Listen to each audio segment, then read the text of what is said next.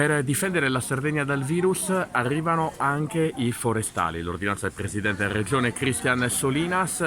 Massimo Temussi, commissario dell'ATS, i forestali esattamente quanti sono qua a Elmas e dove stanno operando? Allora, sono differenti contingenti a seconda degli aeroporti, a seconda degli arrivi, perché ovviamente su porti e aeroporti abbiamo dimensioni differenti. A Olbia arrivano 1000 persone in un'ora e mezza, quindi il contingente è sicuramente più forte, però anche qua all'aeroporto di Cagliari ci sono 2 persone della forestale che ci supportano a fare i controlli, possono diventare anche più a seconda delle esigenze e dei numeri di voli che arrivano. Spieghiamo, i passeggeri arrivano e i due forestali cosa fanno esattamente? Prevalentemente possiamo suddividere le tipologie di soggetto che in arrivo, e sono certamente soggetto che ha già il vaccino, che ha già fatto il tampone entro 48 ore, che ovviamente ha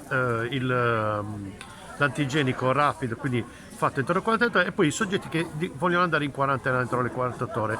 Ecco, quei soggetti vanno controllati, bisogna verificare se abbiamo tutti i dati per poterli controllare, richiamarli e verificare che facciano quello che hanno dichiarato di fare, se non è una falsa dichiarazione. Quindi i forestali chiedono dove state andando, dove alloggerete, Certo. tutti i dati. Certo. Ecco, c'è anche una cosa importante, dottor Temussi, in caso di falsa dichiarazione sono guai. Sono guai, perché è una falsa dichiarazione, quindi è punita ovviamente dalla legge. Ecco, questo è importante, intensificare i controlli, perché dobbiamo difendere la zona bianca, e ovviamente su tanti parametri è sempre più difficile, perché la zona bianca è veramente un equilibrio instabile. Dobbiamo cercare di lavorare sui controlli e ovviamente di mantenere la situazione stabile all'interno I dell'isola. dati che hanno i forestali poi li trasmettono a voi Sì. e voi a quel punto come fate le verifiche? Noi abbiamo già i dati su Sardegna Sicura, quindi è già verificare che su Sardegna Sicura uno abbia scritto correttamente tutti i dati che ci sono per effettuare i controlli, e poi i controlli verranno fatti o a campione o a tappetto, a seconda dei numeri che sono.